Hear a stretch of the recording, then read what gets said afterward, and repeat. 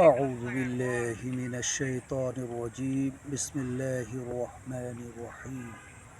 শুরু করছি প্রতিদিনের ন্যায় নিয়মিত অনুষ্ঠান দিনের পথে। আজ আমরা আলোচনা করব এমন একটি বিষয় নিয়ে, যেটি হচ্ছে আমাদের পারিপার্শ্বিকতা, আমাদের প্রতিবেশী, আমাদের আত্মীয় স্বজন, তাদের অসুস্থতার সময় আমাদের করণীয় কী। নবী করিম সাল্লাল্লাহু আলাইহি ওয়াসাল্লাম বলেছেন, তুমি তোমার প্রতিবেশীর হক আদায় করো।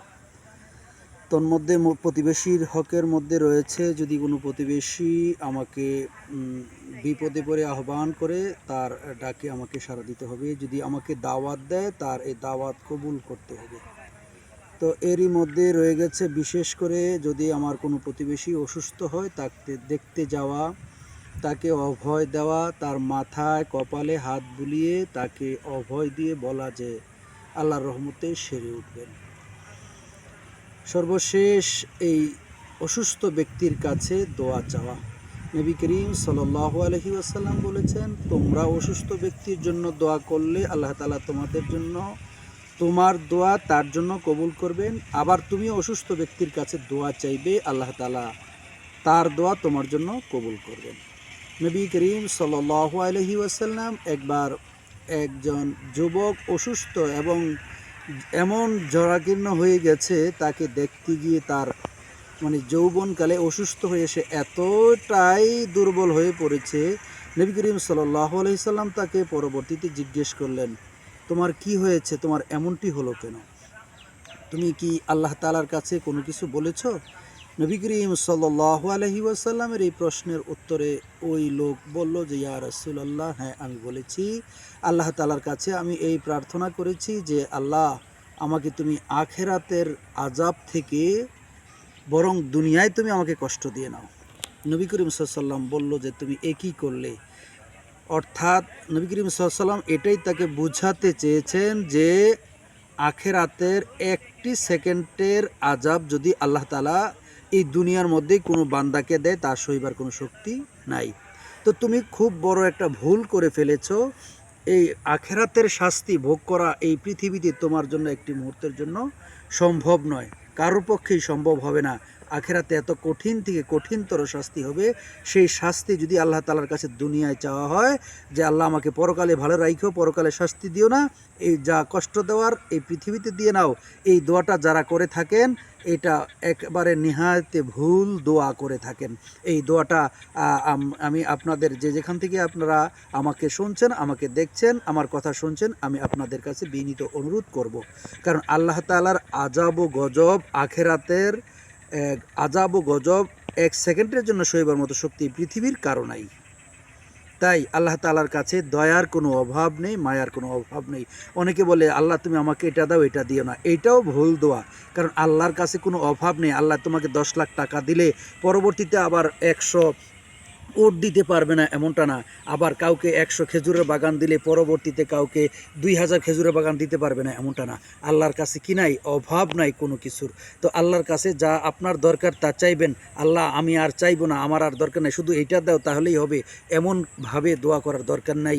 এমনভাবে মানুষের কাছে চাইবেন যে, আমার এর টাকা দেন, আপনার কাছে আর আমি পরবর্তীতে আসবো না। এটা মানুষের ক্ষেত্রে যায়, মানুষের সাথে যায়। কিন্তু আল্লাহর কাছে যখন কোনো মানুষ, কোনো বান্দা, কোনো গোলাম দোয়া করবে, তাহলে এই বলে তার যা দরকার তাই চাবে। আল্লাহর কাছে একটার বায়না দিয়ে আরেকটা চাওয়ার দরকার নেই। আল্লাহ তুমি আমাকে কি দাও, একটু জায়গা দাও। আল্লাহ তুমি আমাকে রোডের পারে একটা বাড়ি দাও। আল্লাহ তুমি আমাকে ঢাকায় একটা বাড়ি দাও। এই ধরনের বললে আল্লাহ যে আমাকে সৌদি আরবে একটা বাড়ি দিতে পারবে না, এমনটা নয়। আল্লাহ সর্বত্র, সব জায়গায় সব কিছু করার অনেক অনেক আল্লাহর কাছে রয়েছে। আল্লাহর কাছে অপুরন্ত ভাণ্ডার, তার কোনো শেষ নাই। তাই আমরা যখন দোয়া করব, দোয়ার লিমিটটা আমরা বুঝবো। আল্লাহর কাছে আনলিমিটেড চাওয়া যাবে। একজন মাত্র সত্তা, যার কাছে চাইলে তিনি খুশি হয়, না চাইলে তিনি রাগ হয়। তাই নবী করিম সাল্লাল্লাহু আলাইহি ওয়াসাল্লাম বলছেন, ও আমার উম্মত, তুমি খুব খারাপ দোয়া করে ফেলেছ, তোমার এই দোয়াটা করা উচিত হয়নি। তখন নবী করিম সাল্লাল্লাহু আলাইহি সাল্লামের কাছে ওই ব্যক্তি প্রশ্ন করলো, ইয়া রাসূলুল্লাহ, তাহলে আমি কি দোয়া করতাম? নবী সাল্লাল্লাহু আলাইহি ওয়াসাল্লাম বললেন যে, তুমি কোরআনের একটা আয়াত শিক্ষা দিলেন, রব্বানা আতিনা ফিদ দুনিয়া হাসানাহ ওয়া ফিল আখিরাতি হাসানাহ ওয়া কিনা আযাবান নার। হে আল্লাহ, তুমি আমাকে দুনিয়ারও শান্তি দান করো, আখিরাতও শান্তি দান করো। কোনো মুমিন যদি ইয়াকিনের সহিত, এখলাসের সহিত এক কথা একাগ্র চিত্তে মহান মালিক রব্বি কারিমের কাছে শুধুমাত্র তার জীবনের প্রথম থেকে শেষ পর্যন্ত এই দোয়াটা করে, তাহলে আর তার কোনো মুমিনের আর কোনো দোয়ার দরকার হবে না। এই দোয়ার মধ্যে দুইটা বিষয় রয়েছে, রব্বানা আতিনা ফিদ দুনিয়া হাসানা, অর্থাৎ এই দুনিয়াতে যত ভালো আছে, যত হাসানা আছে আমাকে দান করো, যত শান্তি আছে আমাকে দান করো, যত প্রশান্তি আছে আমাকে দান করো, যত নেয়ামত আছে আমাকে দান করো। আর অফিল আখিরাতে হাসানা, আল্লাহ পরকালে যত শান্তি রয়েছে, যত রহমত রয়েছে, যত বরকত রয়েছে, যত করুণা রয়েছে, যত নেয়ামত রয়েছে আমাকে তুমি দান করো। তাহলে একটা বান্দার জন্য, একটা গোলামের জন্য দুনিয়া ও আখিরাতের বাহিরের কোনো জিনিস নাই। আমার দুনিয়া যারা বেঁচে আছি আমাদের দুনিয়া, আর যারা দুনিয়া থেকে চলে গেছে তার জন্য পুরোটাই আখেরাত। তো আমার যদি দুনিয়া যতদিন থাকি, দুনিয়ায় যদি আমার আল্লাহ শান্তি আমাকে কল্যাণ দান করে, আর পরকালে যদি আমাকে কল্যাণ দান করে, তাহলে আমার আর চাইবার কিছুই থাকবে না। আমার সকল চাহিদা পূরণ করার নামই হচ্ছে দুনিয়ার কল্যাণ। দুনিয়ায় যত প্রকারের চাহিদা, টাকা পয়সা, স্ত্রী পুত্র ছেলে মেয়ে, যত শান শৌকত, যত কিছু আছে, এই সব কিছু মিলাই হচ্ছে দুনিয়ার হাসানা।